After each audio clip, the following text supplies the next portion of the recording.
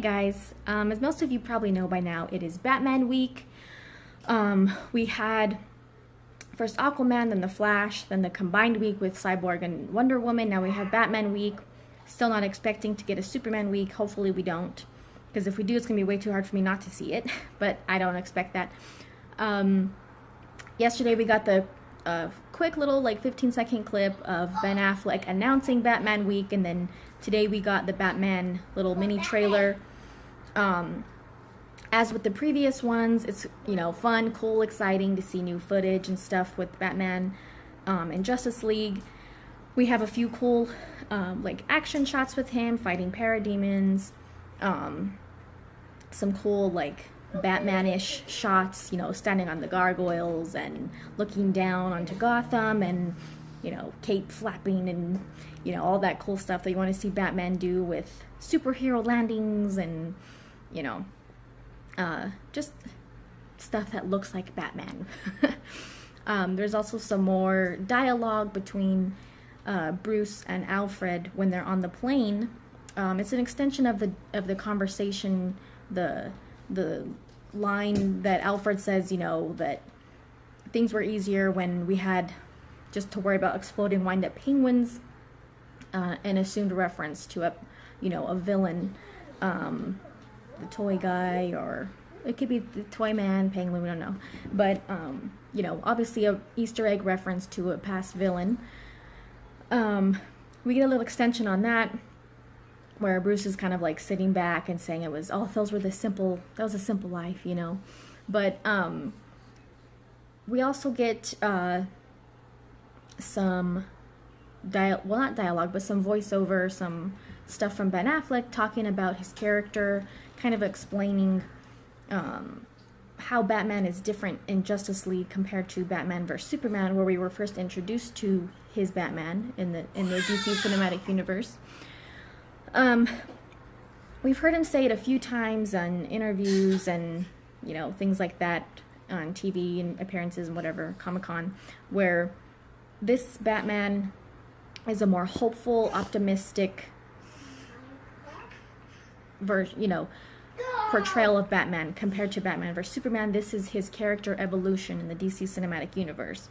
When we were introduced to him in Batman vs Superman, he was dark, gritty, kind of at the end of his rope, just not really, he was kind of in retirement. He wasn't really being active as Batman, and when he was being active as Batman, it was in a pretty brutal fashion, and he just didn't have any hope left in that, humanity could be good and that people could stay good. He kind of felt like his time as Batman was all for nothing, and what have I really accomplished all these years doing this, being a vigilante?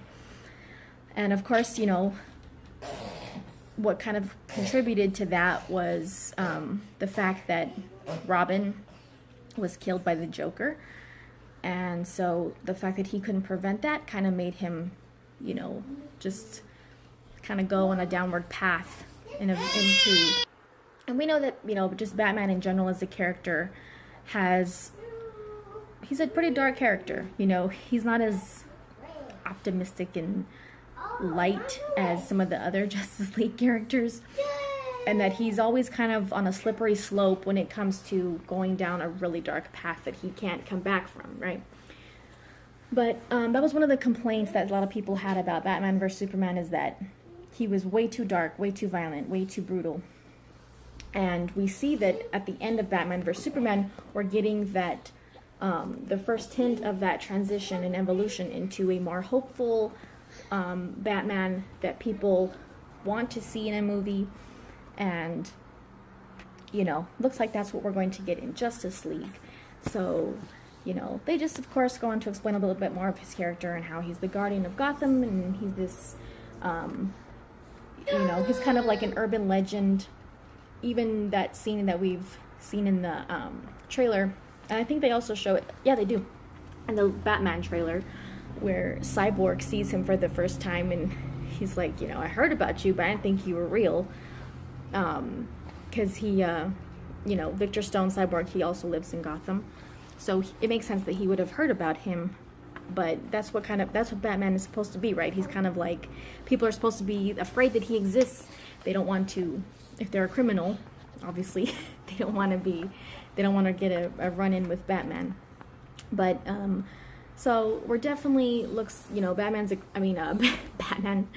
Affleck's expressing his excitement for reprising his role as Batman in this movie, and Bruce Wayne. And we also have some a little clip of Gal Gadot talking about how, since him and Wonder Woman kind of team up in Justice League to recruit the rest of the Cyborg, Aquaman, the Flash, Batman in this movie is realizing that he cannot just do everything alone, that he needs to accept the help of others that are trying to do the same thing. They're trying to accomplish the same things he's trying to accomplish.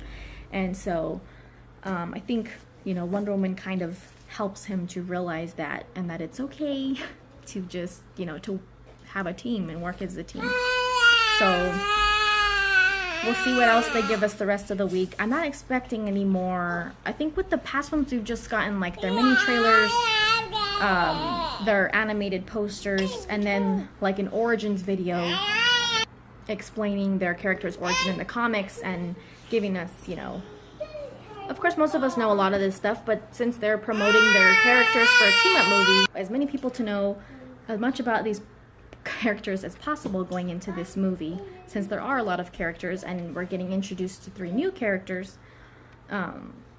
So I'm glad that they didn't really show too much new footage in this one. Of course, it's exciting, but it's like a blessing and a curse, because we want to see new footage when it comes out, but at the same time it's like I want to wait for the movie, but it's hard because we're excited for it, right? So also Zack Snyder's continuing to share stuff on his Vero account. Speaking of Batman, he shared this one of Ben Affleck as Bruce Wayne when he goes to recruit Aquaman in the little fishing village in Iceland. And so there's some behind the scenes footage of that scene, and then in the same scene we also have a picture that he shared of Aquaman. And as we know, Aquaman is more reluctant to join, and it seems like Cyborg kind of is also. Aquaman is Jason Momoa was kind of describing him a little bit in some recent interviews and saying that he just wants to be left alone. He's kind of just a loner. He doesn't think he really needs anyone's help. Even when he does finally decide to join, him and Cyborg are kind of butting heads. They're not really getting along. Aquaman doesn't trust him, but then eventually they create this bond, and so it's going to be cool to see that on screen, and which is realistic, Aquaman doesn't think that anyone's going to be a threat to him. He knows that he's powerful, he knows he's strong, he knows he can defend himself and anyone else he needs to defend. So when Bruce approaches him, he's probably like, I don't need your help, I'm not going to help you. So it's almost like he's making fun of Bruce for going all this way, finding out who he is to ask for his help, So he's kind of just trying to do his own thing, mind his own business, help the people on the fishing island, or the fishing village, and the people of Atlantis. And then once he realizes that this is a real threat, especially to the people of Atlantis, then, he's more motivated to go and help out. But I'm just super excited to see them all come together on the big screen and see Superman come back to be with them, and it's just super exciting. We are only like a little bit over 2 weeks away. Super, super excited. So I hope they just kind of stick with the TV spots that they've released already so far. I hope they don't, it's hard, like I said, but they should just stick with what they've released so far. They don't really need to be releasing more stuff, in my opinion. I know they're trying to draw in the general audience, but we'll see if they do or if they don't. As always, guys, thanks for watching. Check out the links in the description. Thanks to my viewers, subscribers, patrons, and we'll see you guys next time.